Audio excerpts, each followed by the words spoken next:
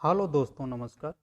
आप सभी लोग सुखी होंगे, स्वस्थ होंगे, संपन्न होंगे, ऐसी मैं उम्मीद करता हूँ। थंबनेल देखा आपने, एक टुकड़ा किस्मत चमका देगा, मिल जाए तो छोड़ना मत, चुपचाप घर ले आना, प्रचंड वशीकरण। आज हम आपको अपामार्ग के बारे में बताने वाले हैं, चिड़चिड़ा के बारे में बताने वाले हैं। कहीं कहीं लोग इसे चिड़चिड़ा भी बोलते हैं, कहीं कहीं इसे चिचड़ी लोग बोलते हैं। इसके बारे में मैं कई खासियतों आप लोगों को बीच बता रहा हूँ। ये बहुत ही पावरफुल औषधि है। कोई भी औषधि अपने आप में बहुत पावरफुल होती है। अगर आप उसे सही तरीके से यूज करते हैं तो आपको उसका लाभ मिलता है। इस औषधि को बहुत सारे लोग यूज किए हैं और पुराने टाइम से वैद्य लोग इसका यूज करते आ रहे हैं। पहले अंग्रेजी दवाइयाँ नहीं होती थी तो इन जड़ी बूटियों को ही लोग सेवन करते थे और इसी से ही लोगों का उपचार किया करते थे।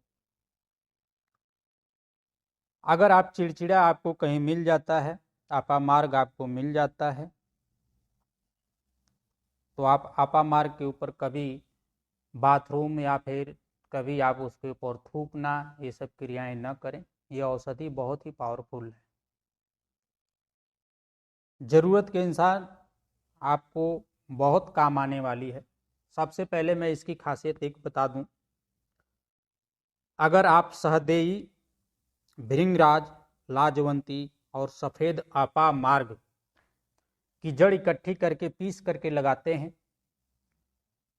और लगा करके जिस भी स्त्री के सामने जाते हैं, आप पुरुष के सामने जाते हैं, वो आदमी आपके वशीभूत हो जाता है, आपके अनुकूल चलने लगता है। जो आप कहेंगे वो आप अपनी बात उससे मनवा सकते हैं। इसमें कोई संदेह नहीं है कि ये काम नहीं करेगा, काम अवश्य करेगा। आप अगर इसको तीनों जड़ी बूटियों को इकट्ठा ले आ करके और कूट करके खरड़ में ये काम करते हैं तो आपको ये 100% लाभ देगा। ठीक है। यूट्यूब पर आने का मेरा मकसद ही यही है कि मैं आप लोगों की जितनी मदद कर पाऊँगा, कर सकूँ। अपने आप को सौभाग्यशाली समझता हूँ। अगर आपकी कोई घर पारिवारिक समस्या है तो आप हमारे व्हाट्सएप नंबर पर संपर्क कर सकते हैं। आप अपनी समस्या बताएंगे, आपकी समस्या के अनुसार आपको निवारण दे दिया जाएगा, वो भी 72 घंटों के अंदर। आपका भी दायित्व बनता है, आप हमें सपोर्ट करें, चैनल को सब्सक्राइब करें, लाइक करें, बेल आइकन को दबाएं ताकि सबसे पहले आपको वीडियो हमारी मिले। ठीक है। दूसरी बात अगर हम इसकी करते हैं तो सफ़ेद अपामार्ग, सफ़ेद चिड़चिड़ा अश्वनी नक्षत्र में अगर आप इसको एक बार में ही जड़ से उखाड़ करके अपने पास ले आते हैं और इसकी जड़ को कच्चा दूध, एक ढक्कन आप दूध ले लें और कच्चा पानी में डाल दें, 1 लीटर लमसम पानी हो, धो लें उसमें इस जड़ को और धो करके अपने जेब में रखते हैं लाल कपड़े के साथ, तो आपको धन की बेशुमार दौलत प्राप्त होती है। आपको केस मुकदमा हर एक चीज में आपको विजय दिलाता है। ये अपामार्ग बहुत ही प्रभावशाली और बहुत शक्तिशाली है। ठीक है। तो क्रियाएं आप समझ गए। तीसरी बातें हैं, अगर रवि पुष्य नक्षत्र में,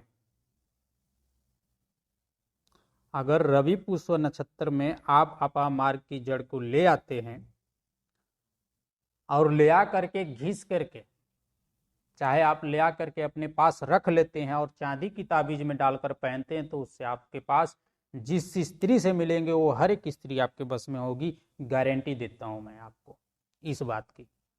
लेकिन होना रवि पुष्य नक्षत्र होना चाहिए। वीडियो को पूरी देखना, अगर स्किप कर जाएंगे आप तो बात समझ नहीं पाएंगे। मैं बहुत सारी बातें आपको लास्ट में बताने वाला हूं। ठीक है। रवि पुष्य नक्षत्र में आप अपामार्ग की जड़ को एक ही बार उखाड़ लें ताकि जो उखड़ता है टूटने ना पाए, जड़ समेत उखड़ जाए।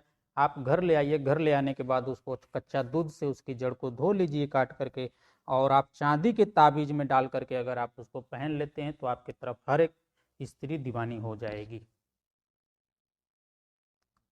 ठीक है, ये हो गई आपकी तीसरी क्रिया।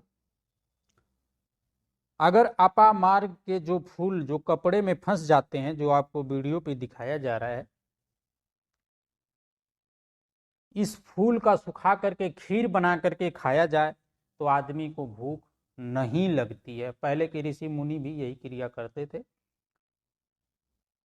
भूख नहीं लगती है, काफी आपको इम्यूनिटी एनर्जी देता रहता है। जिस व्यक्ति का बुखार हो, बुखार नहीं छोड़ रहा है, अगर आप इसकी जड़ को लगातार 1 हफ्ता पीते हैं पीस करके, तो आपको बुखार छोड़ जाएगा। कच्चे दूध के साथ पीना होगा। ठीक है, सबसे इंपॉर्टेंट बात क्या है कि आप जब भी इस पौधे को यूज करें, अपने पास ले आएं, तो सबसे पहले 1 दिन पहले जाकर के 2 अगरबत्ती लेकर के आप उसे निमंत्रण जरूर दे करके आए। निमंत्रण देना इसलिए आवश्यक है दोस्तों, अगर मान लीजिए थोड़ी देर के लिए मैं आपको समझाने के लिए कह रहा हूं, कोई व्यक्ति है, उसको अचानक आप कह दिए कि आपको हमारे घर शादी है, आना है। अब जिस दिन शादी है उसी दिन आपने बुलाया, हो सकता है उस व्यक्ति के पास पैसे ना हो, तो आपके पास नहीं आ पाया। वह आ भी गया तो आपको कुछ दे नहीं पाया। बात को समझिए। ठीक है, अगर आप उसको निमंत्रण दे देंगे तो उसके पास पैसे नहीं होंगे, तो भी वो कहीं से उधार लेगा, चाहे कोई व्यवस्था करेगा कि हमारे फलाने दिन को हमें कहीं जाना है। तो हो सकता है कि वो आपको सगुन भी दे, आपके यहाँ शादी भी अटेंड करे अच्छे से। मेरे कहने का मतलब यही है कि आप जब भी जड़ी बूटी ले आएँ तो उसी तरह से निमंत्रण देंगे, तो जड़ी बूटियाँ भी अपना मन्नत फरियाद करती हैं कि हमें इस जगह जाना है, इसके इस काम के लिए, तो तैयार होती हैं।